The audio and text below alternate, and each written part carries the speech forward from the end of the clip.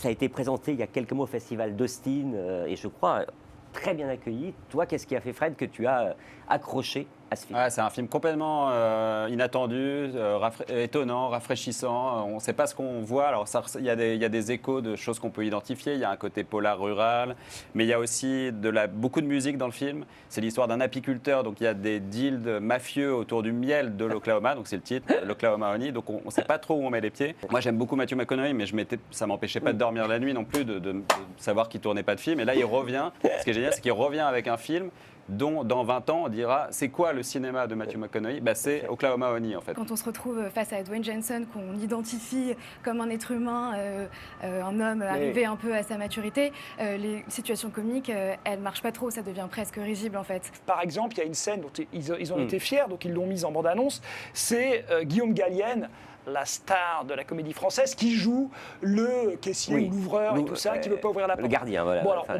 peut trouver cette scène très drôle, je la trouve extrêmement nulle et trop longue. On les juge prétentieux, mais c'est ce qu'ils ont, donc ils se caricaturent eux-mêmes. Mais je trouve que c'est assez mal foutu.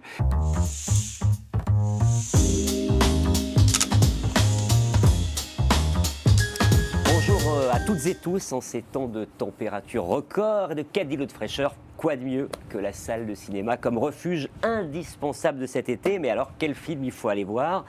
Quelles sont les plus grandes attentes des 2 mois à venir? On va tout passer en revue tout ça avec la rédaction de première, Lou Valette, Thomas Borez, Frédéric Foubert et Édouard Orozco. Bonjour Thierry. Merci d'être là et bonjour à tous.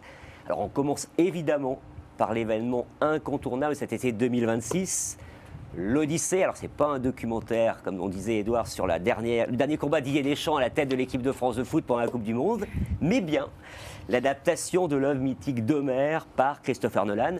On regarde la bande-annonce et on en parle juste après.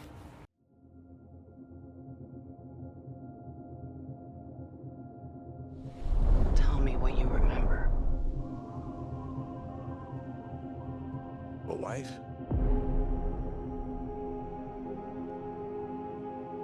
A son. And then what? We won the war.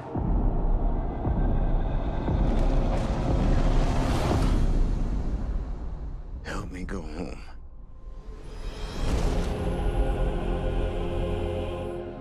This is a household waiting for master. I want you to choose me. Ithaca's king is coming back. No, he's not.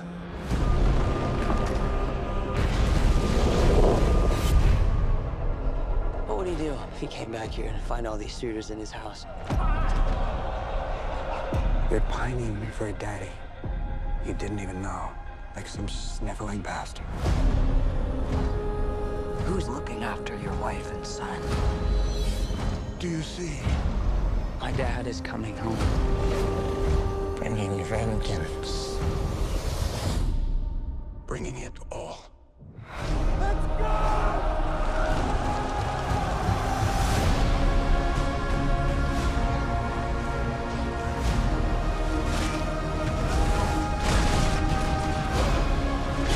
I need everyone in this party dead. I can still save them. You're a man who needs to control his fate. But you cannot control this. That world is gone. No one could stand between me and home. Not even the gods. Keep us free!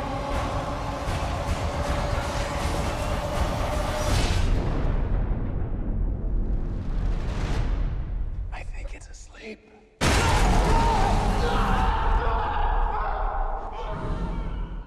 Il y a 3 ans, Nolan avait régné sur l'été cinéma en duo avec Barbie Greta Gerwig pour ce Oppenheimer. Alors Frédéric, Édouard et Thomas, qu'est-ce qu'il faut attendre de cette Odyssée?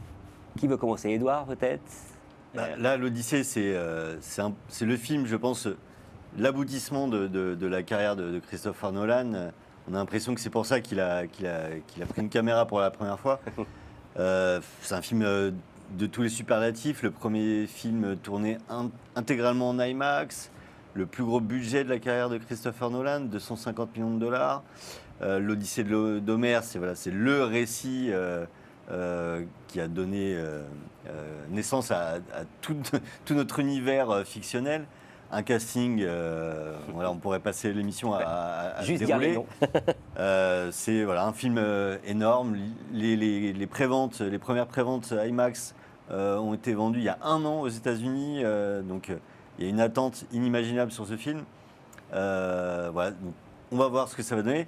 On va voir aussi, moi, je suis un peu hors sujet, mais on va voir aussi si la campagne anti l'Odyssée qu'il y a sur Internet va se répercuter dans la vraie vie. Moi, je pense que non, mais c'est vrai qu'il y a un backlash, notamment mené par Elon Musk sur les réseaux sociaux, à cause de la présence de Lupita Nyong'o dans le rôle d'Hélène de Troie. Voilà.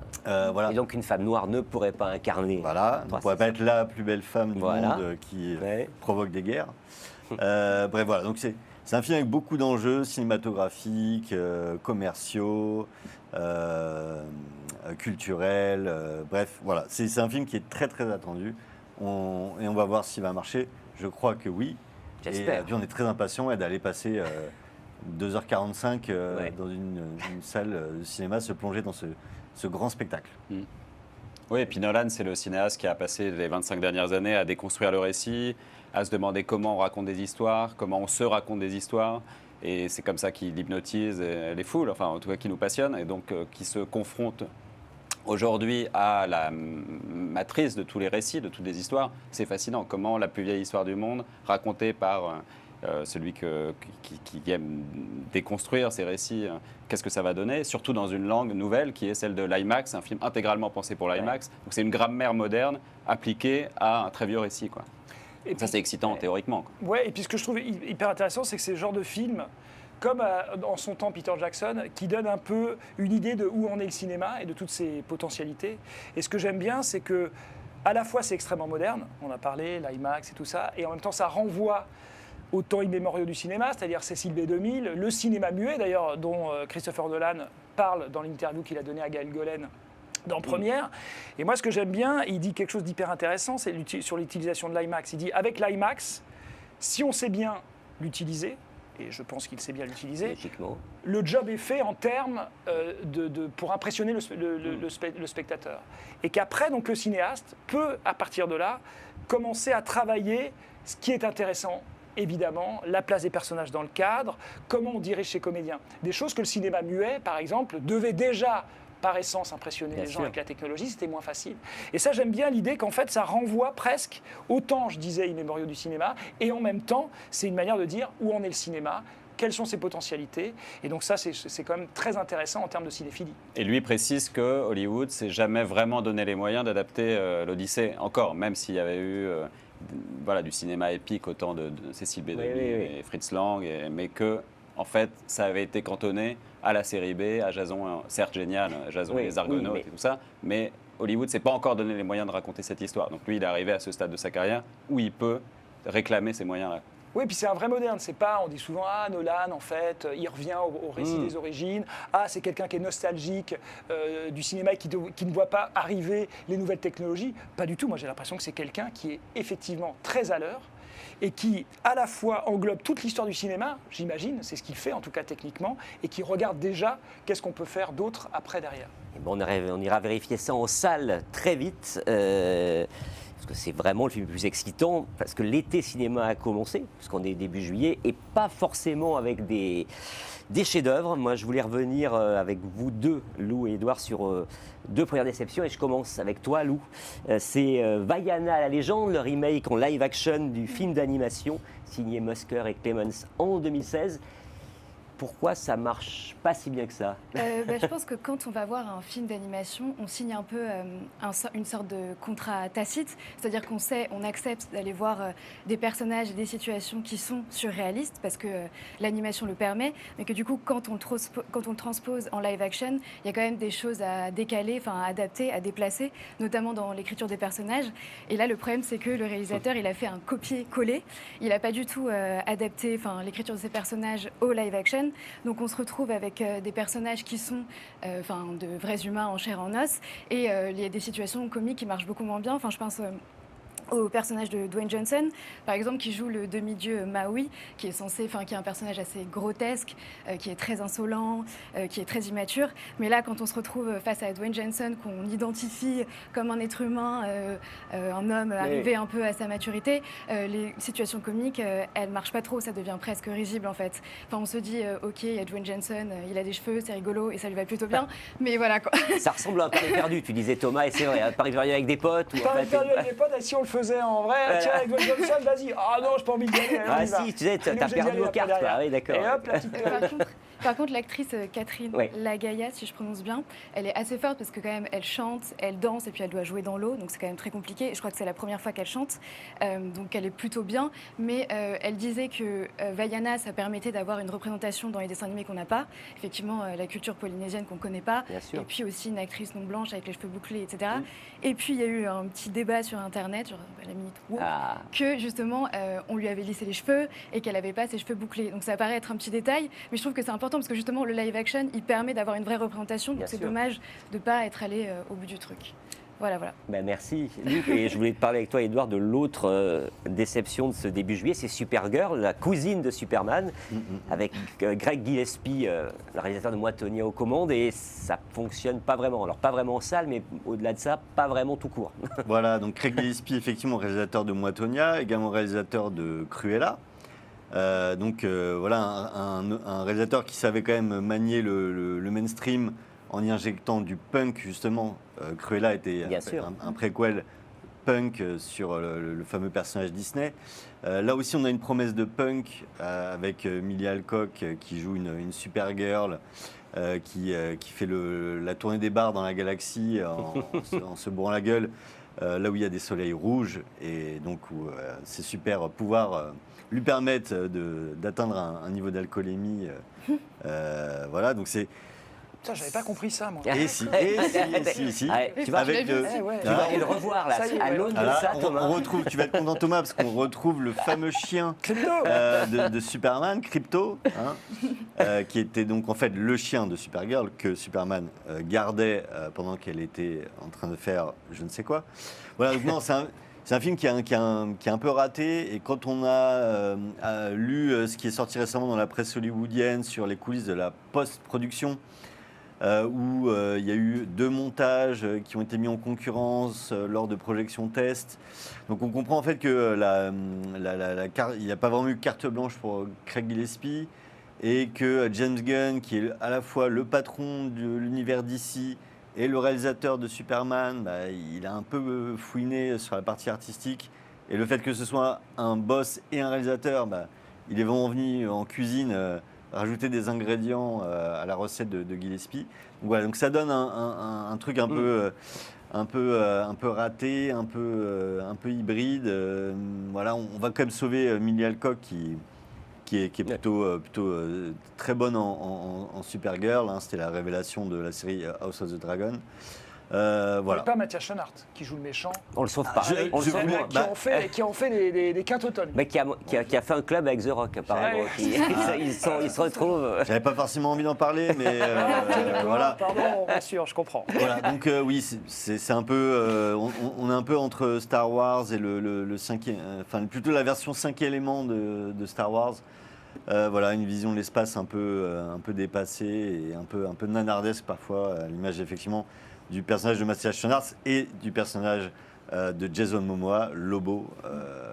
Voilà, un biker qui fume un énorme cigare et qui est parfois un peu gênant. Voilà.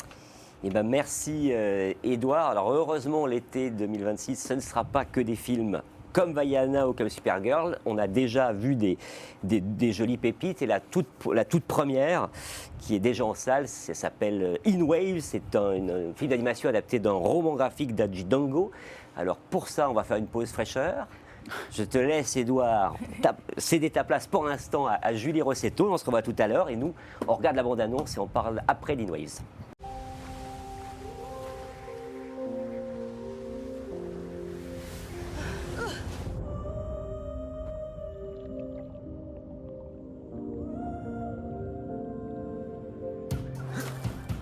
comprendrai jamais votre passion des planches à roulettes. Laisse tomber, AJ. Elle pense qu'au surf. T'en as déjà fait? Oula, non. Non, je peux pas. Mais si! Laisse-toi aller. Non, non, attends.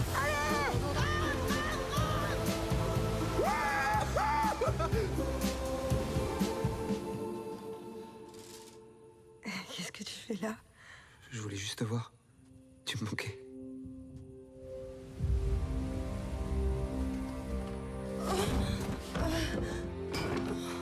Maman!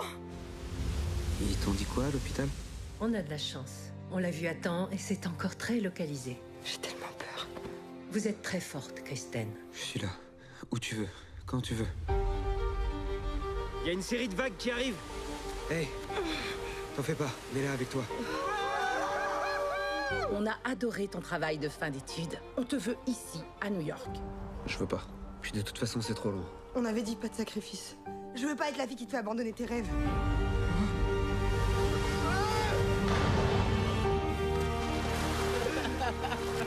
Il faut qu'on fasse quelque chose. Un truc qui compte, un truc qu'on n'a jamais fait avant. Je vous aime. Des profondeurs de l'océan, aux tempêtes déchaînées. Le chagrin vient par vagues. La seule chose à faire, c'est de continuer à surfer. Et Julie Rossetto nous a rejoint. Julie, bonjour. Alors, je crois que tu as adoré In Waves. C'est pas sur la petite scoop et spoiler. Qu'est-ce qui t'a plu dans ce film d'animation? Alors, pour moi, déjà, c'est une œuvre quasi complète, si ce n'est complète. C'est bouleversant, c'est poignant. D'abord, c'est la mémoire, finalement, c'est un travail de mémoire sur l'être aimé. C'est tiré du roman éponyme de AJ, qui, justement, c'est son histoire d'amour, c'est sa première histoire d'amour. C'est fort. Déjà, il y a un travail graphisme absolument magnifique. Ça a notamment nécessité 6 mois de recherche pour obtenir ce travail de vagues peintes, comme je reprends les mots de la réalisatrice. On a aussi, c'est l'évolution physique de Kristen qui, pour moi, provoque l'empathie sans tomber dans le voyeurisme, notamment sur son visage, sur les changements que son corps subit suite à la maladie. C'est un film sur la résilience, comment dépasser des événements aussi lourds et aussi durs, sans parler notamment de la bande originale de Rob et de Okelou, qui est une personne que j'écoute beaucoup. Donc on retrouve notamment ce côté un peu des nappes assez hypnotiques qui accompagnent le mouvement des vagues et tout ce travail autour de l'eau assez magistralement. Et puis le travail des acteurs, la direction d'acteurs a été super, avec Lina Koudry qui interprète magistralement cette Kristen. Ouais. Exactement. Et voilà, je trouve qu'il y a vraiment quelque chose de beau dans le fait de graver la mémoire de l'être aimé dans une œuvre, dans le dessin, dans l'art, dans un film. Et je pense que c'est pour ça que ça a touché beaucoup de gens, que ce soit au Festival de Cannes ou encore au Festival In Waves, parce qu'il a été présenté à Biarritz. Biarritz. Nouvelle vague. Ouais, bravo, bravo, exactement. Pas mal. Donc voilà, ça a été vraiment un coup de cœur cette année. Oui, parce que le héros du film, DJ Dungo, AJ, il a écrit un roman graphique. Et je l'ai découvert moi après avoir vu le film. Effectivement, c'est ça qui est intéressant, ce qu'a fait Phuong Mai Nguyen. Ouais. C'est un vrai travail d'adaptation parce que ça ressemble pas du tout le graphisme. Elle s'est complètement réappropriée cette histoire. C'est ça. Ça, je trouve ça quand même assez fort. C'est-à-dire, elle aurait pu pas se contenter, mais en tout cas essayer de respecter le graphisme. Et elle en a fait vraiment une œuvre personnelle. Oui, c'est ça. Et en fait, on retrouve par contre de temps en temps les planches de AJ. Et ce qui est assez chouette, et finalement ça les met presque plus en valeur, parce qu'il est dessinateur, et on parle justement du fait qu'il est dessinateur en montrant ses vrais dessins. Elle lui a demandé, il lui a donné, et du coup ça les met presque plus en valeur finalement. Oui. Et c'est ce qu'elle nous avait donné une interview à Édouard Orozco, qui a quitté momentanément le temps de la pause fraîcheur ce plateau, et elle expliquait ça très bien sur première.fr, pourquoi elle n'avait pas voulu faire ça, parce que ça ne lui rendait pas assez hommage, mais pourquoi elle voulait qu'il soit aussi d'une certaine manière. Alors c'est une grande réussite, et j'espère que ça va profiter de l'été pour que plein de gens aillent le voir. Le deuxième coup de cœur partagé par 95% des gens autour de cette table avaient lui reçu 4 prix au Festival de comédie de l'Alpe d'Huez. Ça s'appelle de la comédie française. C'est une course contre la montre pour permettre une représentation de se dérouler un soir alors que tous les obstacles sont mis sur la route. Alors, plutôt que de regarder la bande-annonce ou avoir off, moi j'aimerais bien avoir un petit débat. Déjà, parlons de ceux qui ont bon goût. Donc, non, mais qu'est-ce qui t'a plu, Lou, dans ce film? Déjà, c'est une comédie qui dure 1h10. Je trouve que c'est déjà pas mal parce que c'est assez rare maintenant d'aller voir des films qui durent moins de 2 heures. Ce que j'ai beaucoup aimé, c'est les réalisateurs, eux, ils veulent pas parler de démocratisation de la comédie française. Moi, je pense qu'on peut parler de désacralisation. Je pense que l'idée, c'est quand même de désacraliser cette institution qui est quand même perçue comme assez élitiste. Et ça marche plutôt bien. On a Pauline Clément qui joue la metteuse en scène. Qui arrive dans une galère totale puisque c'est quelques heures avant la représentation et qu'il n'y a rien qui marche. Et je trouve que son personnage est très bien construit. Il montre aussi un peu la charge mentale qu'elle a à côté en tant que mère, etc. Donc j'ai trouvé ça très bien. Je pense que c'est un film qui peut donner envie aux gens, même si ce n'est pas le but, d'aller à la comédie française, parce qu'en fait il y a des personnages qui, c'est vrai, sont des archétypes, mais je pense que c'est ça aussi qui donne le côté drôle et burlesque au film. Et chacun peut se retrouver dans ces personnages. Enfin, c'est des problèmes. Ils rencontrent des problèmes que tout le monde peut rencontrer, en fait. Et je pense que c'est aussi un film qui répond à une curiosité. C'est-à-dire que quand on va à la comédie française, on se demande toujours, quand on arrive, quand ils sont sur scène, on se dit, mais en fait, comment font ces gens pour crier pendant des heures? Qu'est-ce qui se passe juste avant? Est-ce qu'ils sont stressés? C'est quoi les relations entre eux? Et je pense que quand on aime bien la comédie française, c'est quand même un film qui est intéressant. Et aussi, je pense que le long métrage est plutôt à l'image des mises en scène de la comédie française, parce qu'en général, elles sont assez modernes. Je me souviens de Cyrano de Bergerac avec Laurent Lafitte qui arrivait en tyrolienne sur scène, ou bien L'Avare, où il y avait un décor des années 50, ou même Médée, qui était très moderne. Et je trouve que ça correspond bien à cette image-là, ça fonctionne bien. C'est à l'image de la comédie française, et voilà. J'ai envie de goûter chacun de ces mots, mais il faut bien donner la parole à l'opposition quand on n'est pas en dictature. Non, mais je suis heureux d'apprendre qu'en fait, c'est une espèce de tract publicitaire. C'est vrai, pour donner aux gens envie d'aller à la comédie française. Moi, personnellement, qui n'y vais pas ou très peu, j'ai pas envie d'y refoutre les pieds. C'est-à-dire que ce que je trouve un petit peu dommage, c'est que le film donc, joue avec tous les attendus de la comédie française.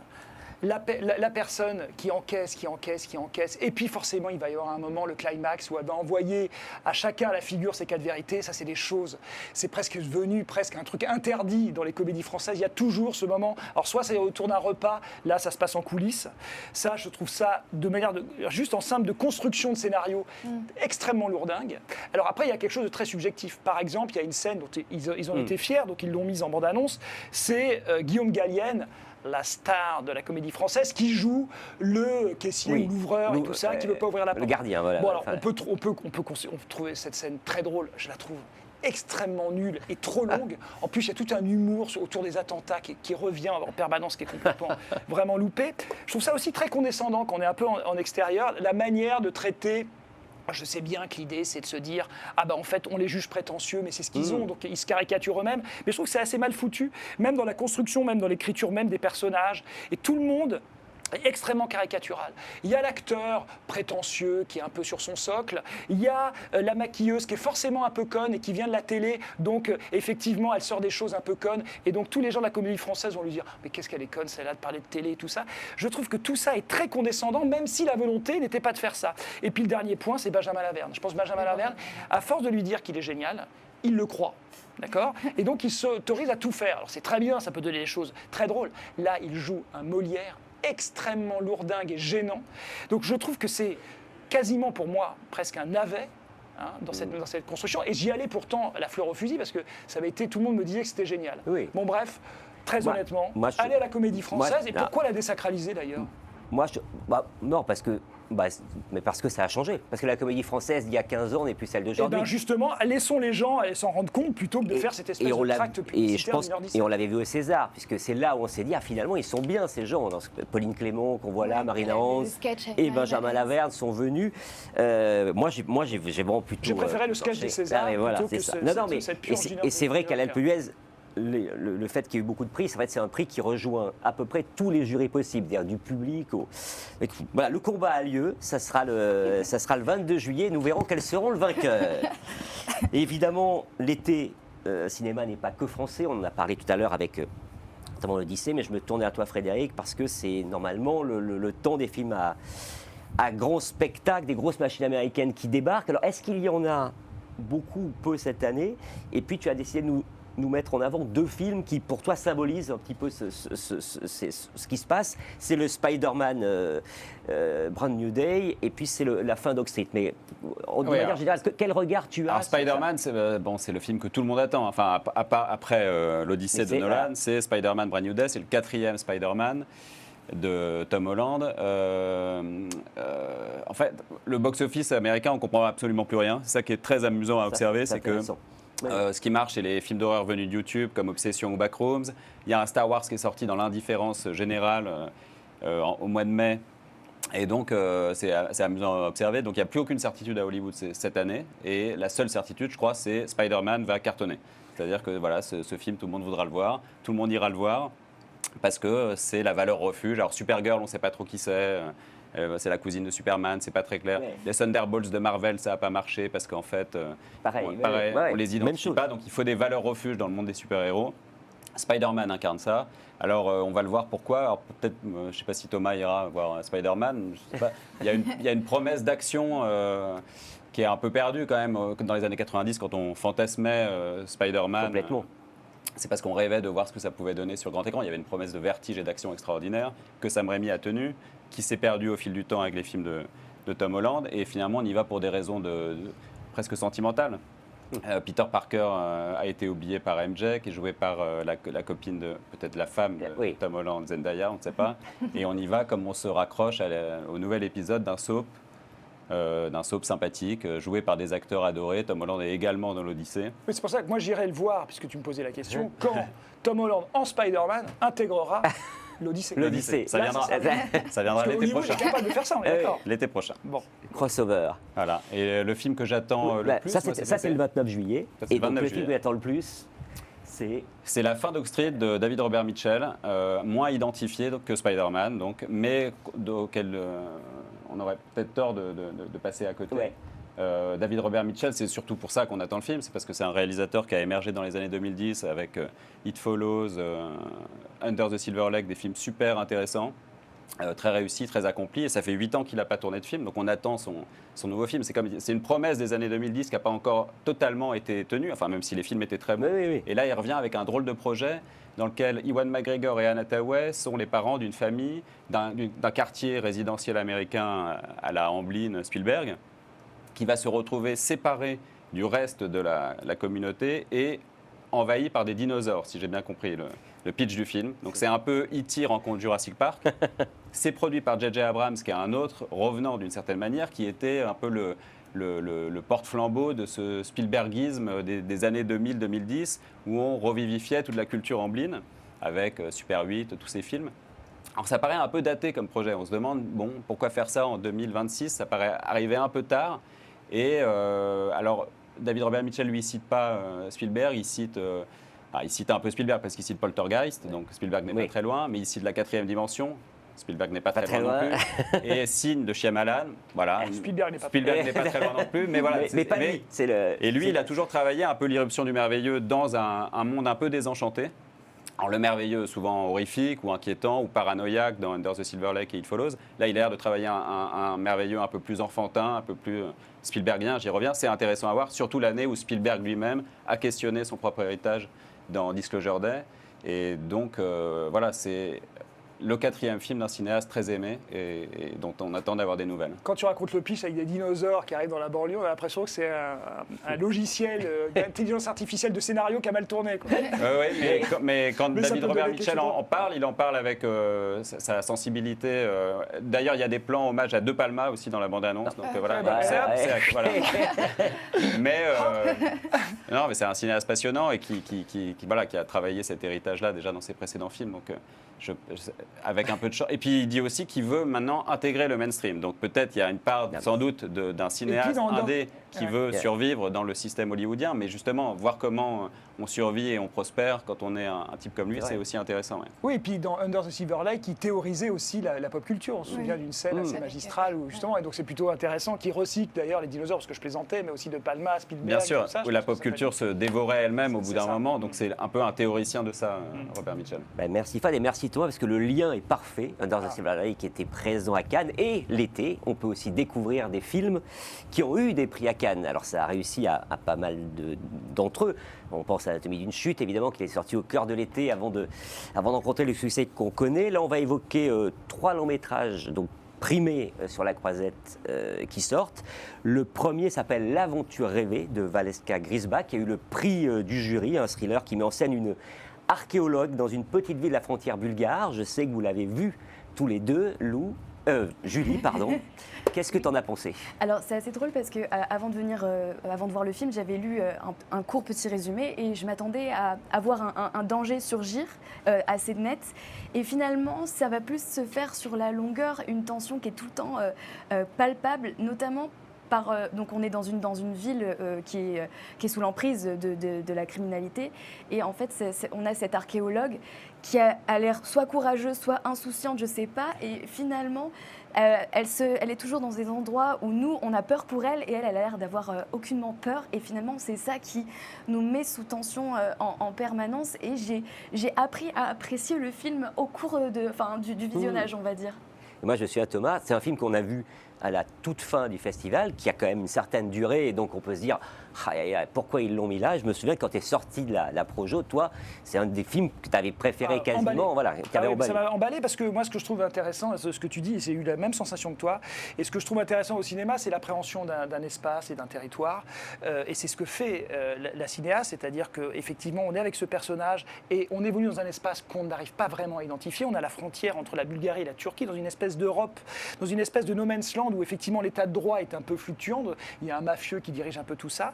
Et on a vraiment l'impression d'avoir affaire à un pur western. C'est-à-dire le personnage solitaire, elle a un personnage en plus féminin, donc elle fait un western au féminin, c'est quand même assez rare pour être souligné. Et effectivement, c'est un vrai western, un personnage perdu dans un espace où la frontière est là, mais elle a l'air de lui échapper au fur et à mesure du récit. Et comment on appréhende tout ça, et comment les Indiens ou les cow-boys ou les méchants vont surgir, ça je ne le déballerai pas. Et il y a une scène formidable, à la fin il y a une fête, et avec le mafieux en question, un manifeste presque féministe de la part du personnage féminin qui est absolument génial. C'est justement parce que c'est une femme qu'on a encore plus peur pour ce personnage, notamment, elle se met dans des situations, on ne sait pas ce qui peut lui arriver en tant que femme au milieu de tous ces hommes, justement. Oui, et puis ce qu'on n'a pas dit, c'est qu'en fait, elle a grandi dans ce territoire, elle revient.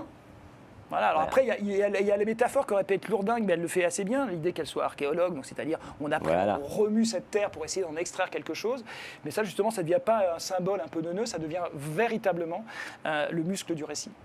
Le deuxième film cannois qui sortira le 12 août, s'appelle Soudain de Ryosuke Hamaguchi, la rencontre entre une directrice d'EHPAD aux méthodes, on va dire, sortant des sentiers battus, qui va se lier d'amitié avec une metteuse en scène de théâtre japonais atteinte d'un cancer. Ce film donc a eu le prix d'interprétation pour ses deux interprètes, Virginie Efira et Tao Kamoto. J'en profite pour te remercier, Julie. Et Édouard va re-rentrer après sa fraîcheur et finir le match vraiment en champion. On regarde la bande-annonce, on en parle juste après. Certaines personnes, dont je fais partie, ne tiennent pas nécessairement à séparer le travail et la vie privée. Mets-toi bien dans son regard. Juste tes paumes vers le haut en soutien. En traitant bien les autres, ça évite aussi de se faire du mal à soi. Dans la réalité, ça ne se passe pas comme dans les manuels d'humanitude. Si elle démissionne, on risque de perdre d'autres infirmiers dans la foulée. Ne va pas trop loin, tu vas te faire dégager. Demain, t'as enfin un jour de congé. Je t'interdis de venir travailler. Je passe un moment très précieux. Marie de Fontaine. なんでそんなに日本語が喋れるの？大学来い。修士が早稲田で。でも今は介護施設のディレクター。そう。Qui es-tu au juste? Une metteur en scène qui met la philo en pratique? そして死に損ないのがん患者。反応しづらいこと言った。構造と戦ってるって言った。Le milieu du soin souffre d'un manque chronique de personnel. On a du mal à garder et à recruter nos employés. 手伝えることがあったら。はい。もしここで不可能が可能にできるなら、それが一番じゃない？ Devenir professionnel, c'est savoir déceler cette force quasi imperceptible.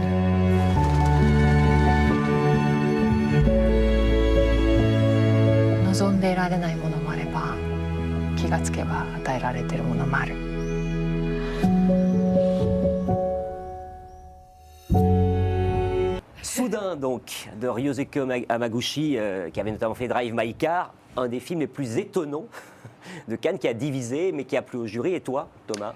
Alors moi j'étais assez partagé en le voyant. C'est vraiment un film qui a progressé, qui a vraiment. Je suis passé par tous les états en le voyant et c'est plutôt ce qui m'a au final assez plu. Je ne savais pas si je voyais un film de Claude Lelouch, Mauvaise manière, ou alors aussi une espèce de théorie un peu à la Bourdieu sur le capitalisme, et un film au milieu de tout ça d'Hamaguchi. Et ce que j'ai bien aimé, c'est que cette espèce de chose un peu bizarre, finalement a produit vraiment quelque chose sur moi, mais en termes de cinéma, comment ça s'appelle, indescriptible. La première chose dont on pouvait avoir peur, c'est que ce cinéaste aimé, donc le japonais Ryosuke Hamaguchi, pour la première fois fait un film en France. Donc on se demande déjà, souvent, c'est toujours un peu ambivalent, c'est-à-dire qu'on va voir une espèce d'exotisme à rebours, un peu neuneux. Alors ça, pas du tout en 3 plans. Le 11e devient le Japon, ça c'est sûr. Il arrive à filmer avec une précision du cadre incroyable. Et puis après, il laisse les personnages parler. Et là, on se dit, mais c'est quoi ces dialogues au sein de cette EHPAD? Et puis progressivement, le film arrive à trouver sa propre logique interne. Et moi, ce que j'aime bien, c'est que ça passe quasiment en temps réel. 2 femmes qui, le temps d'une nuit presque, apprennent à se connaître. Et pendant toute cette discussion, à aucun moment il n'est question soit de sexe, soit d'amour, soit de choses comme ça. Non, il est question très sérieusement du capitalisme, de comment on prend soin des malades en fin de vie. Et puis, je ne spoil pas, mais dans la dernière partie, il y a 1 voire 2 partous de pied avec des vieux séniles.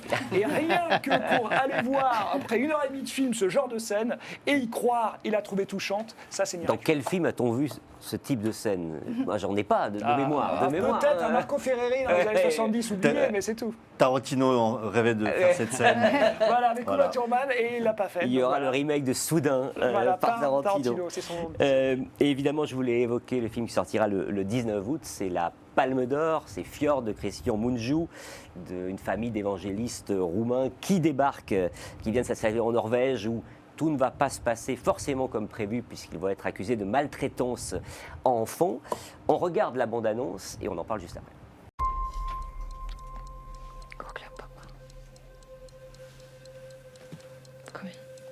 Are you familiar with this Romanian saying, Bataia e rupta din rai? Yes. Beating is coming from heaven. Hello, children. Welcome to our school and to our country, I could say. Hi, Ella. I'm Nora. Hi. I understand that you came all the way from... Romania. But my wife is Norwegian, so... They seem so happy here. And they bonded so much with Nora. Why don't you let Em and Elia come for my birthday? Because they're punished. What are you doing here? With 5, unless there's some discipline. What happened to you? I just fell down the stairs. Hun har blåmerker på ryggen og på kinnet. I'm Mikael Olsen from the local police department. I love my children, and I would never hurt them. Nei, undersøkelsen handler faktisk om deg. Don't they have to prove what they claim? Not before they take the children.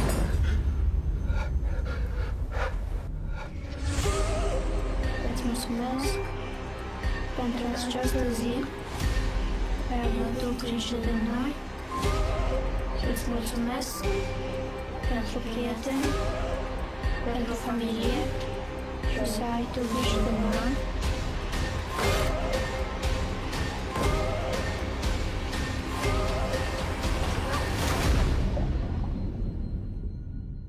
Amin. Amin.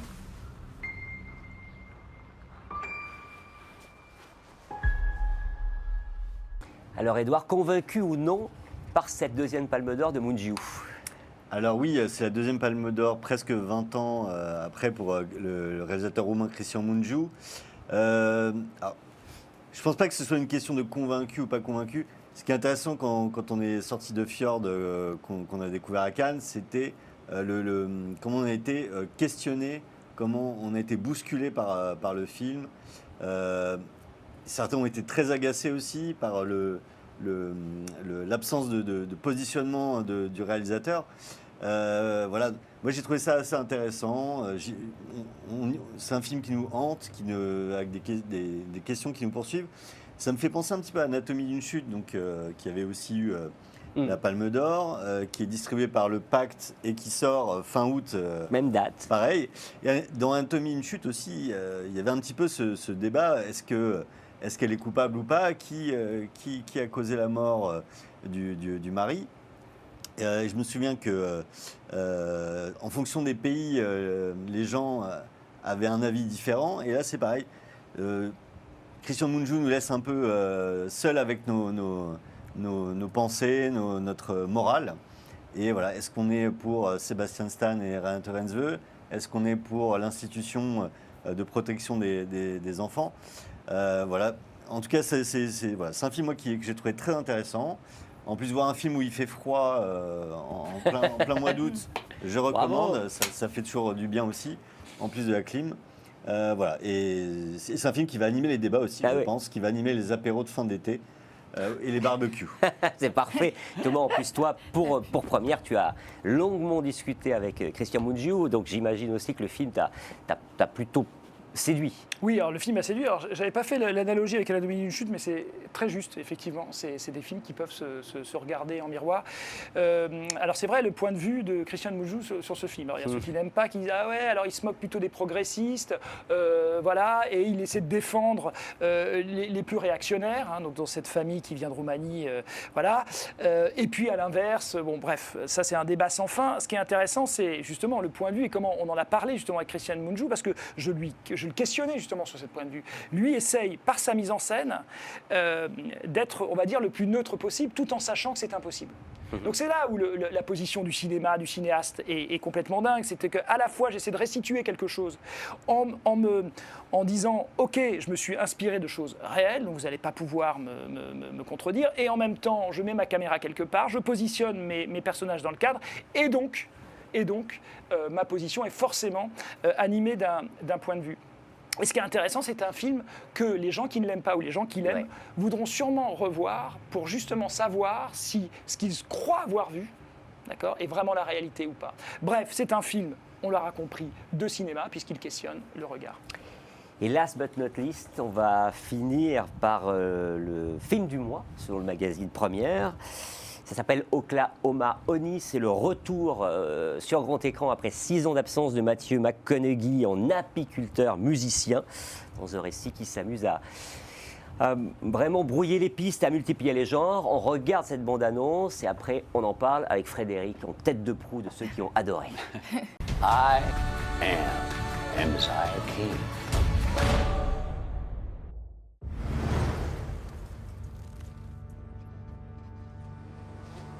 I'm listening.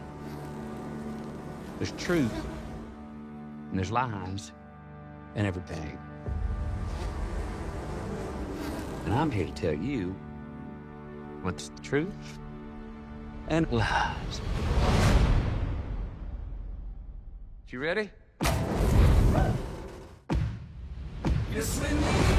Oh my God. I didn't know you're back around here. I got a big haul coming up, and I could use some help. Do you think you'd be able to do it? I know you'd be able to do it. Follow me. Okay. What's your honey? White clover. That's a pretty rare crop. God bless us all, everyone. Y'all reckon we could talk to Amziah? There's been a lot of honey, Biff. It doesn't look good. If you really want to ruin someone's life, you take away everything. I would be careful poking around in this business. It is not full of kind people. This isn't just theft. There's a design and a cruelty to this. Someone loaded up everything he built and took it all away. And I'm gonna find them. And I'm gonna take it all back. You'll be stealing back some honey? I know the weather, I know the bees. I know the point where anyone else would give up, and I won't. Are we getting paid for this? A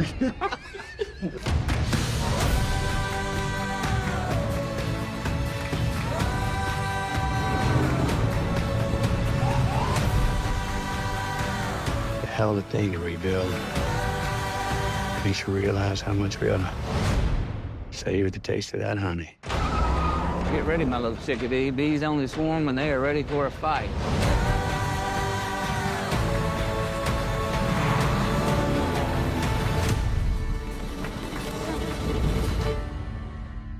Le Rivals of Amzia King qui a changé de nom et en bon français, ça s'appelle donc Oklahoma Honey. Ça a été présenté il y a quelques mois au festival d'Austin et je crois très bien accueilli. Toi, qu'est-ce qui a fait, Fred, que tu as accroché à ce film? C'est un film complètement inattendu, étonnant, rafraîchissant. On ne sait pas ce qu'on voit. Alors, il y a des échos de choses qu'on peut identifier. Il y a un côté polar rural, mais il y a aussi beaucoup de musique dans le film. C'est l'histoire d'un apiculteur. Donc, il y a des deals mafieux autour du miel de l'Oklahoma. Donc, c'est le titre, l'Oklahoma Honey. Donc, on ne sait pas trop où on met les pieds. Et ça offre ce plaisir.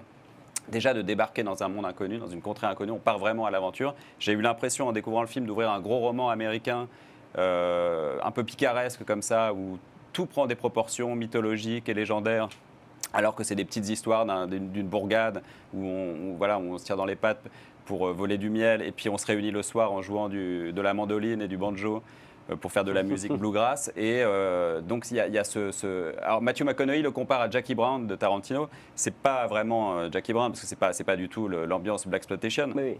Mais il y a ce côté, ce que Tarantino appelle les hangout movies, c'est-à-dire les films où on traîne dedans, on traîne avec des personnages, on apprend à les connaître, on devient un peu leurs amis, et ça décide le portrait d'une communauté, ça décide le portrait d'un pays aussi, qui est l'Amérique, mais sans jamais vouloir dire, sans jamais montrer qu'on est politique. Ça raconte aussi la relation de cet homme avec une fille qu'il a élevée quand elle était enfant dans une famille d'accueil et il renoue avec elle des années plus tard. Tout se mélange dans un espèce de torrent un peu joyeux et un peu bordélique parfois, un peu foutraque. C'est le deuxième film de Andrew Patterson qui avait fait un film très remarqué en 2020 qui s'appelle The Vast of Night, un peu quatrième dimension, très prometteur. Et là, il part dans l'Oklahoma, dans ce côté épique et joyeux. Et c'est le retour de McConaughey. Donc il n'avait pas tourné pendant 6 ans. Ouais, Moi, j'aime beaucoup Matthew McConaughey, mais ça ne m'empêchait pas de dormir la nuit non plus, de savoir qu'il ne tournait pas de film. Et là, il revient. Ce qui est génial, c'est qu'il revient avec un film dont, dans 20 ans, on dira c'est quoi le cinéma de Matthew McConaughey? C'est Oklahoma Honey, en fait, parce qu'il n'y a pas plus McConaughesque que ce film. Voilà. Alors, comme pour la comédie française, il y a quelques voix dissidentes et dissonantes. Il y en a une notamment, je crois que Lou, tu as un peu moins accroché à ce film. Ouais, mais j'ai moins accroché à ce film. Enfin, j'ai l'impression que c'est un film qui marche pas vraiment avec un début, avec une fin. J'ai l'impression que ça marcherait plus sous forme de nouvelles, sous forme de chapitres, où tu as le début introductif avec Matthew McConaughey, sa bande de musique. Ensuite, il y a une scène, pas spoiler, enfin un peu à la Tarantino. Ensuite, il y a le personnage féminin qui arrive et qui est introduit. Et je trouve que ça fonctionne mieux comme ça. J'ai pas trop marché au niveau de l'intrigue. J'attendais beaucoup le retour de Matthew McConaughey, qui est en soi bon, mais je trouve que son personnage, enfin à mon sens, c'est un peu trop un archétype de l'Américain au grand cœur, qui accueille tout le monde chez lui, avec sa musique, etc. Je suis pas trop rentrée dedans. J'étais un peu contente par contre de voir Kurt Russell à la fin. Et je trouve que ça, du coup, ça marche pareil. Je trouve que ça se fond pas, l'histoire de Kurt Russell, elles se font mal en fait dans l'intrigue. Je pense qu'elle aurait été mieux à part, pareil, comme un chapitre à part où on le découvre lui.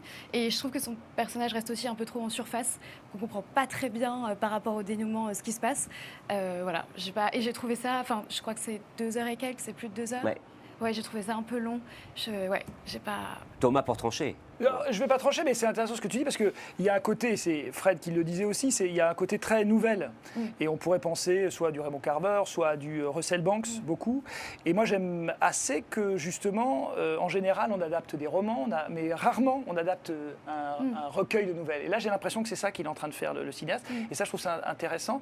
Et puis, comment trouver sa personnalité dans quelque chose de très identifié? C'est-à-dire qu'on pourrait penser au film de Paul Thomas Anderson avec Leonardo DiCaprio, One Battle After Another, mais aussi aux frères Cohen. Enfin, il y a toute comme ça une espèce de mythologie. Il met les pieds dedans, mais il sait bien sûr que ça existe. Et je trouve qu'il arrive quand même à trouver sa voie. Moi, c'est un film qui m'a assez séduit. Je suis moins emballé que Fred, mais je trouve que c'est un film quand même assez intéressant. Et il se débarrasse du côté un peu sentencieux qu'il peut y avoir quand on investit ce territoire, ou même que Jeff Nichols a fait ça aussi, justement, Mud avec McConaughey, où il y a un côté bon élève, on est les héritiers de Terrence Malick. Lui, il l'investit en se libérant quand même un peu du poids des grands aînés, quoi. Eh ben, merci à tous, merci Fred, merci Lou, merci Edouard, Merci merci à toi. Thomas. Ainsi s'achève notre numéro spécialité double dose. Au lieu d'avoir 26 minutes, vous en avez 52 parce que c'était un long été. On se retrouvera pour parler critique la semaine du 26 août. Et cette semaine-là, il y aura notamment l'inconnu Arthur Harari et puis The Dog Stars, le nouveau Ridley Scott. Et donc on vous laisse avec cette bande-annonce et on vous souhaite à tous un très bel été.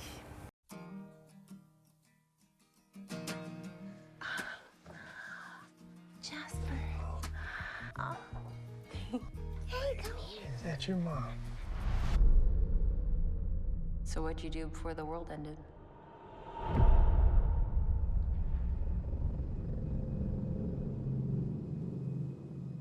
I was kissing my wife, playing with my dog,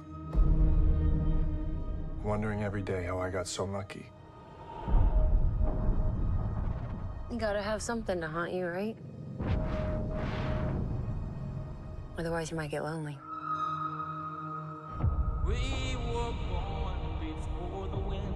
We have no idea what's out there. What do you expect to find? Happy people everywhere. The world that was doesn't exist. It's just us trying to hold on to what was. And everyone else. This world fits you, Bang. Wake up, defend, survive. There's gotta be something better than this. The dream.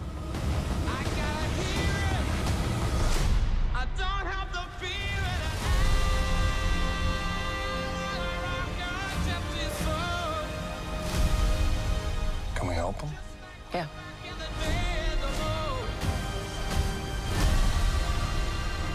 We have to stay alive.